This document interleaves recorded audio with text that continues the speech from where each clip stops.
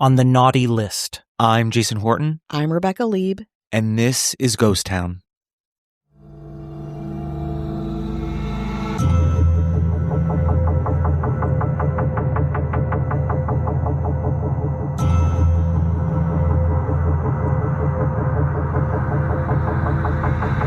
Most of us remember the 1994 American Christmas comedy, The Santa Claus.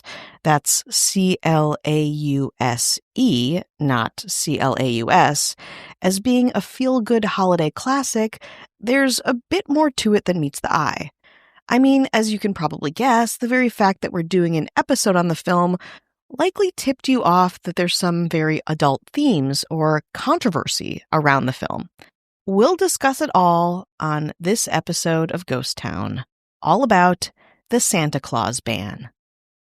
On November 5th, 1994, The Santa Claus, starring Tim Allen, was released, grossing $190 million worldwide, with positive reviews from critics and fans, and, the movie became, almost right off the bat, a success. The plot, even in the movie's final form, even now, with scenes cut out of it, is concerningly dark. I would skip ahead if you don't want spoilers to a 30-year-old movie. But if not, we're going to get into it. So The Santa Claus is about a 37-year-old man named Scott Calvin, played by Tim Allen, who's a Midwestern marketing director for a toy company, appropriate, prepping to spend Christmas with his 6-year-old son, Charlie. Scott's ex-wife thinks it's time for Charlie to stop believing in Santa Claus, but Scott, he wants little Charlie to believe. The night before Christmas, Scott and Charlie are awakened by a noise on the roof. While investigating, Scott startles the actual Santa Claus, who falls off the roof and vanishes. What's left behind? A red suit and business card stating that if anything were to happen to Santa Claus, someone should put on the suit and the reindeer will know what to do. So that's what Tim Allen does. Now comes the fun legal part. It turns out that by putting on the suit, Scott is subject to a technical loophole known as, title of the film, The Santa Claus, where he has de facto accepted all of the late Santa's duties and responsibilities because I guess Santa is dead or missing, which is, I guess, in this world, close to dead. Anyway, they don't really address that.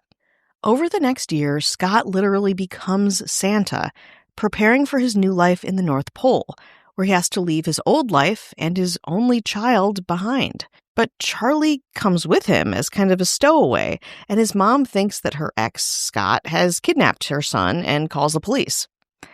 On Christmas Eve, Scott is arrested while delivering presents, while Charlie waits for him in the sleigh. The elves break Charlie out of jail, and Scott returns Charlie to his ex's house, where he gives a speech on the importance of family, a speech that convinces his cold ex-wife and her husband that Santa lives. And it's him, actually. He is Santa Claus. Before leaving, Scott gives his ex and her new husband the 2 presents that they never got as children, which caused their cruel disbelief in Santa. But it gets kind of darker and weirder than the plot of the movie itself. There's this ban, the Santa Claus ban, that we've been teasing.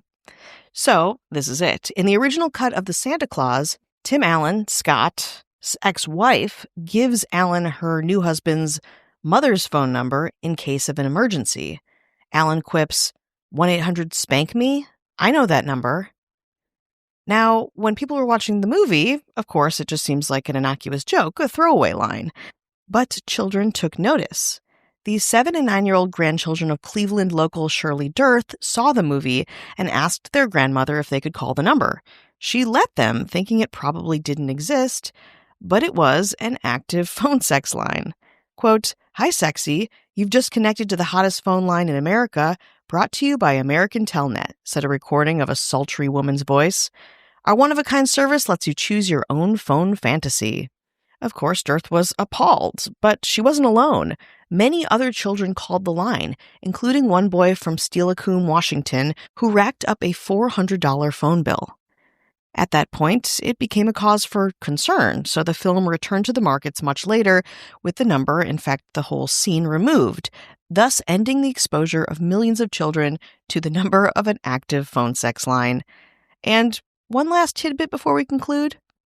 In the original movie, the writers had Alan shooting and killing Santa. He explained to Jimmy Fallon on an episode of The Tonight Show, quote, "He fell off the roof because I thought he was a burglar." Alan added, quote, "He gives me the card, the whole movie starts. The kid actually starts, 'You just killed Santa.' And I said, he shouldn't have been on the roof when he wasn't invited." The head of Disney at the time, Jeffrey Katzenberg, told the production that they cannot start a Disney movie with Alan killing Santa. He drew a line in the sand.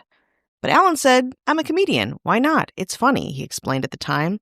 "You kill all the parents in all of your other movies." Killing parents, dark storylines, phone sex lines. Grab your popcorn because it seems like just another bizarre day in the family-friendly, feel-good world of Disney Christmas movies.